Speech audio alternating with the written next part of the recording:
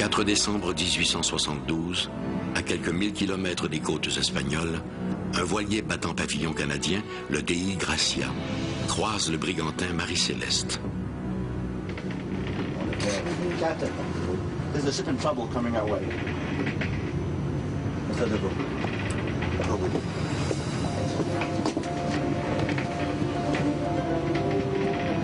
Vu du Dei Gracia, le Marie-Céleste semble complètement désorienté. Sur le pont, il n'y a personne. Le navire paraît abandonné.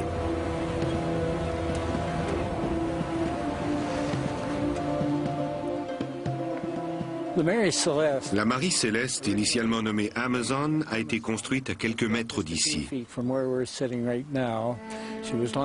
À son lancement en 1861, elle avait déjà cette réputation d'être porteuse de malheur. Réputation qu'elle conservera d'ailleurs jusqu'au moment où elle sera sabordée, 24 ans plus tard. Lors de son voyage inaugural, mon grand-père faisait partie de l'équipage. Dès le départ, le jeune capitaine était malade. Une fois arrivé dans la baie de Fundy, le navire a dû rebrousser chemin à cause de l'état de santé du capitaine qui continuait de se détériorer. On l'a ramené à Spencer Island où il est mort quelques heures plus tard.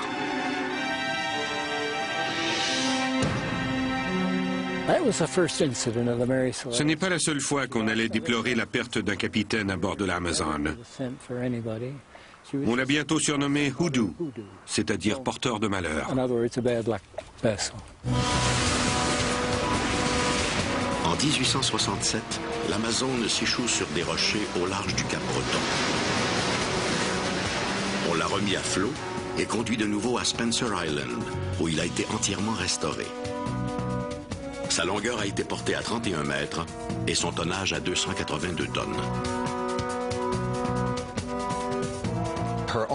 Ses propriétaires ont été obligés de vendre l'Amazon à un armateur de New York.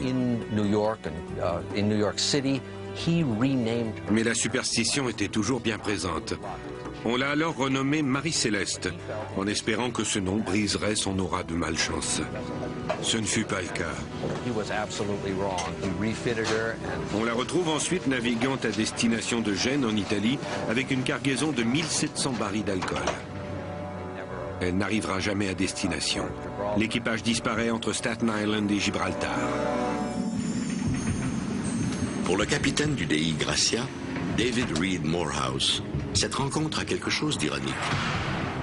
Non seulement il connaît bien le capitaine du navire moribond, Benjamin Briggs, mais il y a quelques semaines à peine, les deux navires ont appareillé du port de New York. Étrange coïncidence.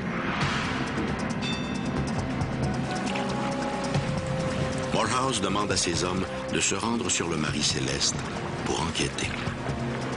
Lorsque l'équipage du Dei Gracia l'a aperçu, la Marie-Céleste avançait lentement. Les marins ont fait des appels dans sa direction, mais sans succès. Le seul signe de détresse apparent était un câble qui pendait à la poupe.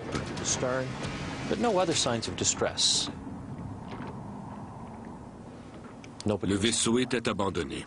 Il n'y avait aucun signe de vie. Mais des indices montraient qu'une certaine fébrilité avait dû régner à bord. C'était un vrai mystère. Le Marie-Céleste est tout à fait désert. Son abandon doit remonter à plusieurs jours, car le roof et les entreponts sont inondés, et la cale disparaît sous 1 mètre d'eau. Dans celle-ci, on retrouve les 1700 barils d'alcool de la cargaison et des vivres pour au moins 6 mois. La description des marins donnait à penser que l'équipage avait disparu. Malgré des quantités de nourriture suffisantes pour subvenir aux besoins de l'équipage et un harmonium ouvert et prêt à être utilisé, il n'y avait tout simplement plus personne à bord.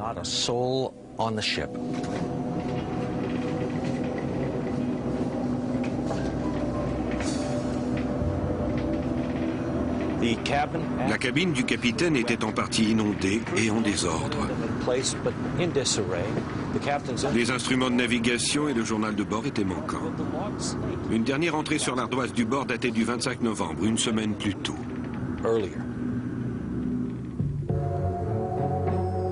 Le vaisseau fantôme est alors remis à ses armateurs de New York, sans pour autant que les experts aient trouvé une explication à son abandon.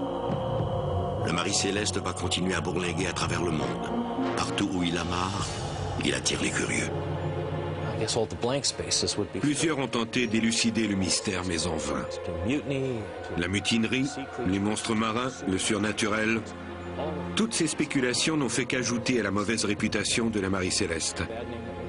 Réputation aggravée par un acte de baraterie commis par son dernier propriétaire. Le 2 novembre 2000, une équipe de télévision canadienne découvre finalement l'épave du Mari Céleste au large d'Haïti. Mais sa découverte ne résoudra pas pour autant un des plus grands mystères de l'histoire maritime. Malheureusement, cette découverte ne nous éclaire pas beaucoup sur les circonstances de ce mystère survenu dans l'Atlantique Nord en 1872. Évidemment, j'ai ma propre opinion. L'équipage a apparemment abandonné le Mari Céleste dans un moment de panique.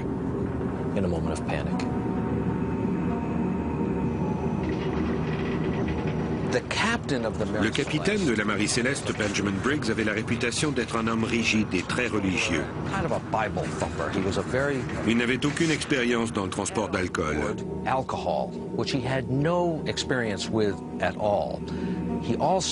Son épouse et sa fillette de 2 ans l'accompagnaient aussi lors de ce voyage. À mon avis, de l'alcool a dû s'écouler et provoquer des vapeurs. Briggs a paniqué et fait monter l'équipage à bord du canot de sauvetage attaché en remorque à la Mari Céleste. Mais le mauvais temps a eu raison du câble qui unissait les 2 bateaux. Dès lors, le sort de l'équipage était scellé.